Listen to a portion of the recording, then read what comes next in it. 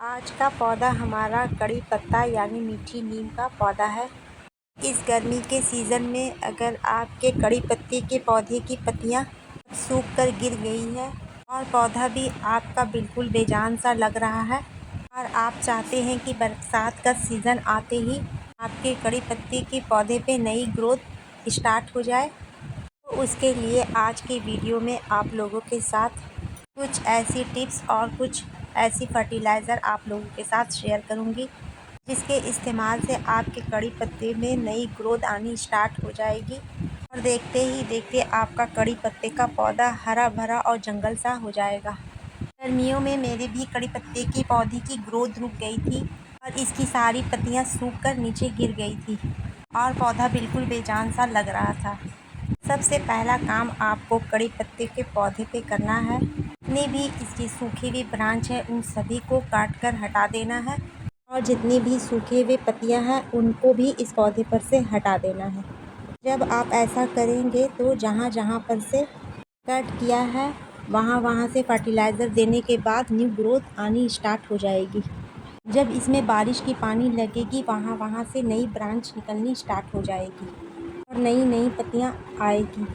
इसकी वजह से आपका पौधा बहुत जल्दी हरा भरा और घना हो जाएगा। सबसे पहले आप अपने पौधे पर से सूखी डालियों को और सूखे पत्तों को और ऐसी डालियाँ जो हरी नहीं होंगी उनको भी पौधे पर से काट कर हटा दें।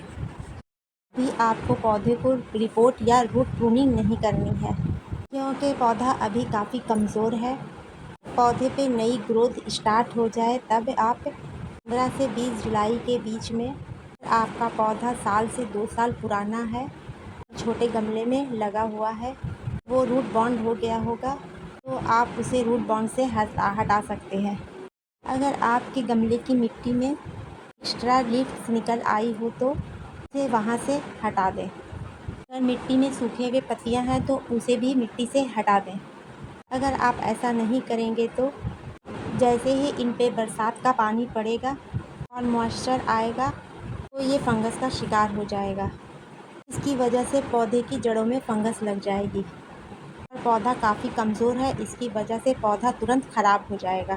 जितने भी सूखे हुए लीव्स थे उन सभी को मैंने पौधे से हटा दिया है। सबसे पहले मिट्टी की अच्छी तरह से कुड़ाई कर लें। धीरे धीरे मिट्टी की अच्छी तरह से कुड़ाई कर दें। कुड़ाई करने के बाद मिट्टी में हवा लगने दें जिससे जड़ों में ऑक्सीजन मिल जाएगी। 1 से 2 घंटे के लिए मिट्टी को खुला छोड़ दें। मेरा भी ग्रो बैग ख़राब हो चुका है और इसकी रूट बाउंड भी हो चुकी है तो मैं इसकी रिपोर्टिंग करूँगी जुलाई के मंथ में। पौधा बहुत ही कमज़ोर है। 2 घंटे के रेस्ट देने के बाद गमले की मिट्टी को 2 इंच बाहर निकाल दें क्योंकि ऐसा जब आप करेंगे, ये मिट्टी को इसमें साफ डालेंगे तो मिट्टी के पोषक तत्व हैं कि जड़ों को अच्छी तरीके से मिल सकेगी और पौधा तेज़ी से ग्रोथ करना स्टार्ट कर देगा क्योंकि इस पुरानी मिट्टी में सारे पोषक तत्व निकल चुके हैं। क्योंकि गर्मियों में काफ़ी ज़्यादा इसमें पानी दिया जाता है, सारे पोषक तत्व जड़ें नहीं ले पाती है, वो ड्रेनेज होल से बाहर निकल जाते हैं। जो मिट्टी को मैंने बाहर निकाला है अब उसकी जगह पे बागीचे की साफ़ मिट्टी को लिया है। फर्टिलाइज़र के तौर पे मैंने लिया है वर्मी कंपोस्ट।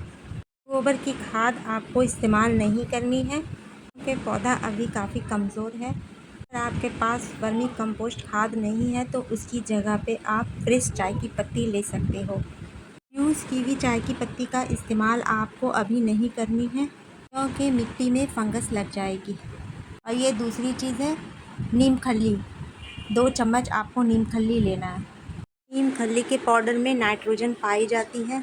इसी के साथ साथ नीम खली के पाउडर को इस्तेमाल करने से पौधे की जड़ों में और पौधे की मिट्टी में किसी तरीके के कीड़े और फंगस नहीं लगती है। ये दोनों ही खाद ऑर्गेनिक है। पौधे को हेल्दी रखने में ये फर्टिलाइज़र बहुत हेल्प करती है। गार्डन की साफ़ मिट्टी ली है, इसमें इन दोनों को मिलाकर वापस गमले में डाल दें और इसमें वाटरिंग कर दें। मैं इसमें वाटरिंग नहीं करूँगी क्योंकि मेरी मिट्टी गीली है। अब इस गमले को उठाकर धूप वाली जगह में रख दें। 7 से 8 दिन के बाद आप देखेंगे आपका पौधा हरा भरा और हेल्दी हो जाएगा। अगर मेरी जानकारी अच्छी लगी हो तो लाइक सब्सक्राइब ज़रूर करें।